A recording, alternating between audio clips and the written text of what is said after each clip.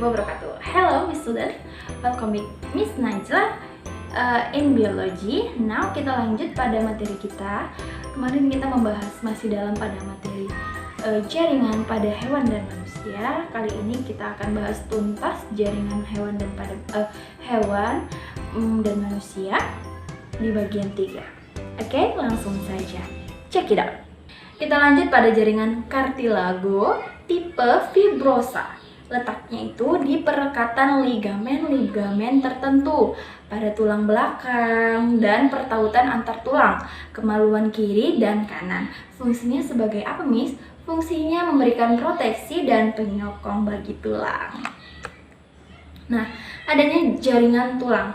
Jaringan tulang terdapat pada seluruh rangka tubuh manusia, tubuh vertebrata. Fungsi jaringan tulang ini yaitu sebagai pemberi sokongan terhadap tubuh karena tulang merupakan komponen utama rangka.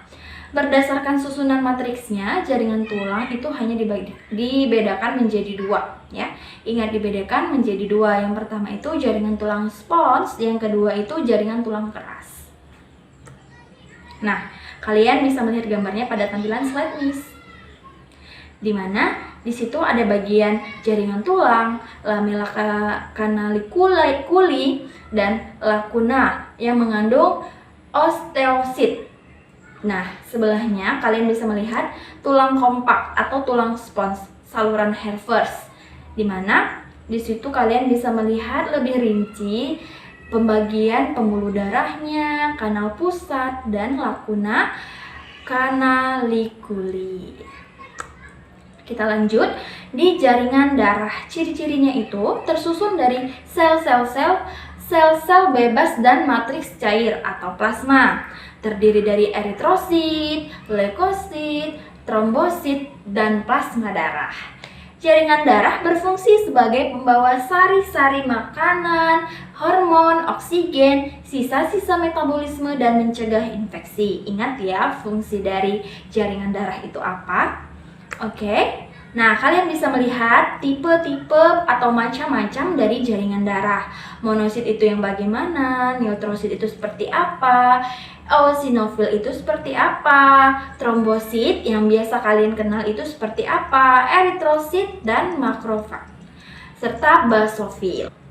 Oke, ini ada jaringan lain, getah bening. Getah bening yaitu bagian darah yang keluar melalui kapiler darah. Getah bening beredar ke seluruh tubuh melalui pembuluh getah bening yang berada di paralel terdekat vena dan berakhir masuk ke pembuluh darah vena di bawah selangkang kanan dan kiri. Kalian bisa melihat di mana bagian jaringan limfa itu bekerja dan berjalan. Kalian bisa melihat gambarnya pada slide Miss. Ada kapiler limfa, kemudian cairan jaringannya dia berjalan melalui yang warna hijau, pembuluh limfa.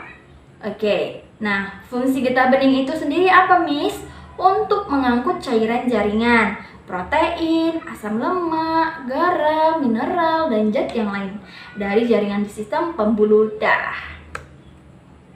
Nah, ini adalah proses dari peredaran getah bening. Kalian bisa lihat ya pada gambar slide Miss. Yang terakhir kita masuk pada jaringan lemak. Jaringan lemak terdapat di seluruh tubuh, terutama di bawah kulit sebagai bantalan dan di sekitar alat dalam, di sekitar persendian, dan di dalam sumsum tulang pipa. Fungsinya untuk apa, Miss? Jaringan lemak itu berfungsi untuk menyimpan lemak, menyimpan cadangan makanan, dan mencegah dan melindungi hilangnya panas secara berlebihan.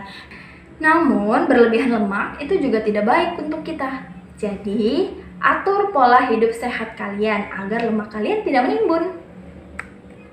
Nah, kalian bisa melihat gambar dari struktur tubuh manusia dan bagian-bagiannya itu di mana saja. Lemak di mana, sel darah putih di bagian mana, kemudian inti sel itu di bagian mana. Oke, Miss rasa cukup sekian penjelasan dari Miss. Kalau ada yang ingin dipertanyakan atau kurang jelas, kita bisa masuk dalam grup e-learning. Now, thank you for watching. Assalamualaikum warahmatullahi wabarakatuh. Bye.